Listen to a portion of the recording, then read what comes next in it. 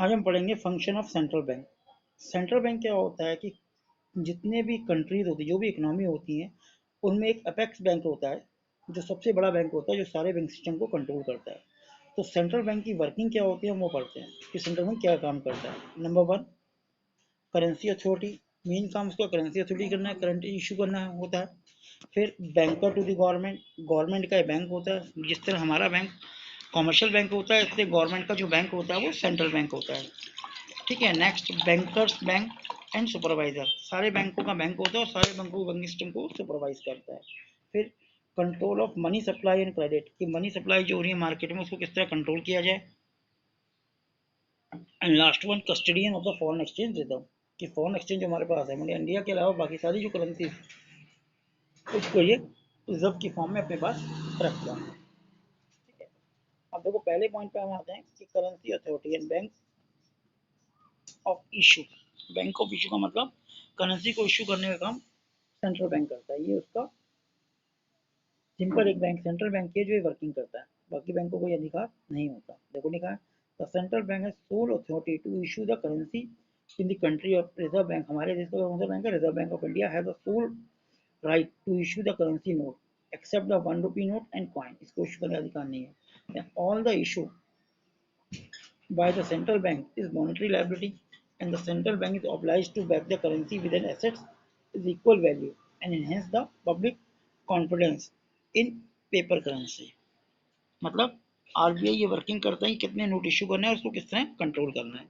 अब इसकी एडवांटेज क्या होती है? Number one, it led to uniform of the note circulation, क्योंकि एक ही बैंक अथॉरिटी नोट इशू कर रही है तो नोटों में यूनिफॉर्मिटी होती है, सारे नोट्स एक जैसे पेपर पर होते हैं, कोई फ्रॉड के चांस नहीं होते। Second, it give the central bank to influence money supply because currency with public is a part of money supply.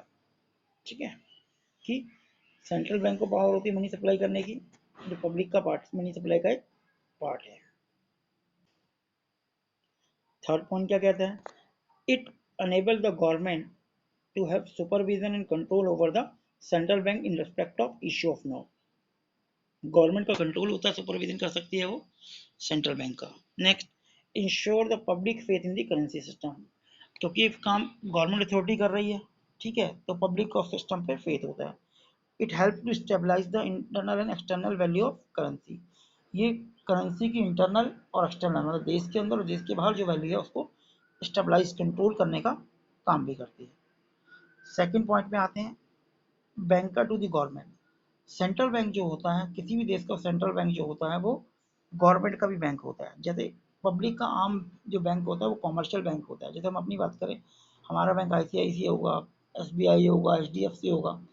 तो जो बैंक हमें सर्विस प्रोवाइड कर रहा है वही service central bank different government को प्रोवाइड करता है। जैसे Delhi government, UP government, Indian government, उन सबका अकाउंट उनके पास होता है, वो उसको वही वर्किंग वही फैसिलिटी प्रोवाइड करते हैं। देखो क्या लिखा है, the Reserve Bank of India act as a bank agent and financial adviser of the central government in all state government.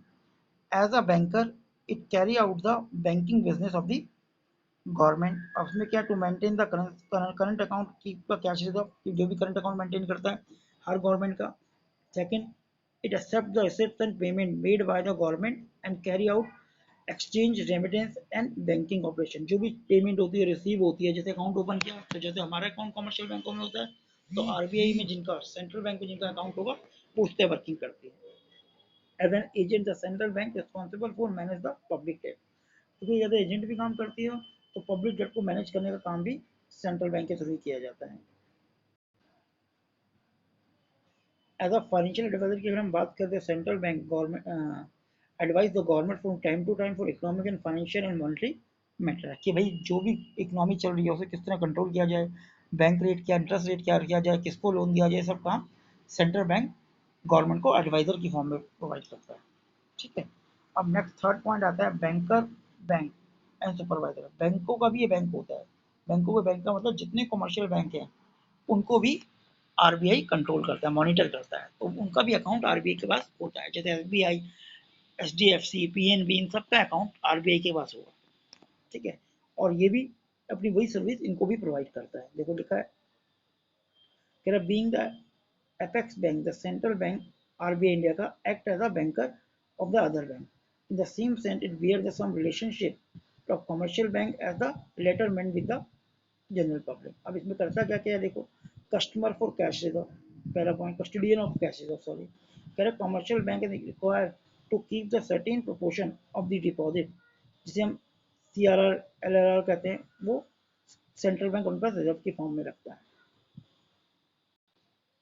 Bank act as custodian of the reserve of the commercial bank. Second, lender of the last resource. Lender of the last resource का मतलब ये होता है कि अगर किसी condition में commercial bank में क्राइसिस होते हैं और कमर्शियल बैंक के पास पैसा नहीं होता और उसे कहीं से भी पैसा नहीं मिलता, तो सेंट्रल बैंक उसे लास्ट रिसोर्स के रूप में लोन देता है। उसकी सिक्योरिटीज वगैरह अपने पास रख के उस बैंक को बचाने के लिए सेंट्रल बैंक भी लोन देता है, उसे सर्विस प्रोवाइड करता है, ताकि लोगों पब्लिक का फेथ कमर्शियल बैंक के ऊपर बना रहे। अगर कोई बैंक बैंकरप्ट हो जाता है और अपने मालिक के पैसे को वापस नहीं कर पाता, तो उस कंडीशन में लोगों का फेथ खत्म होता चला जाता है। तो उसको मेंटेन करने के लिए अगर कहीं से लोन नहीं मिलता तो और कमर्शियल बैंक के पास पैसा नहीं होता, इनफैक्ट वो डिफॉल्टर डिक्लेयर होने वाला होता है, तो ऐसी कंडीशन में सेंट्रल बैंक उसे लोन देता है। ठीक है, देखिए अब इसमें लिखा हुआ है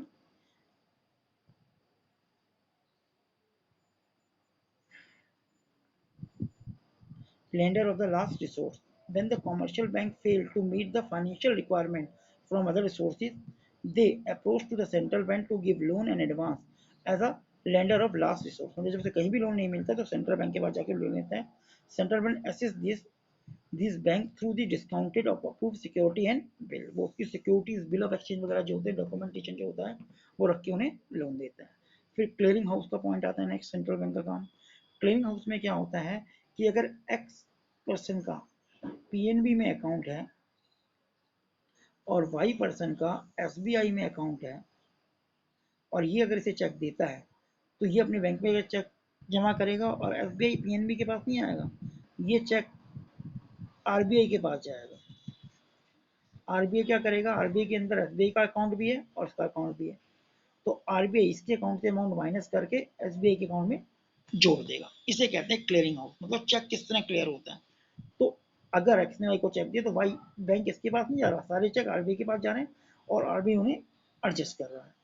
ठीक है, देखिए इसमें लिखा है a central bank hold the cash reserve for all commercial bank. Central bank के पास सारे बैंकों का कमर्शियल रिजर्व होता है। It become easier and more convenient if is act their clearing house. All the commercial banks have their account with the central bank. Therefore, central bank can easily settle claim various commercial banks against each other by making debit and credit entry of the account. As a supervisor की अगर हम बात करें तो central bank regulate the control the commercial bank, उन्हें control करते हैं and regulate the money may be related for their licensing, branch expansion, liquidation assets, इन सब में सेंट्रल बैंक उन्हें मॉनिटर भी करता है, कंट्रोल भी करता है। तो इस तरह सेंट्रल बैंक के ये मेजर वर्क होते हैं।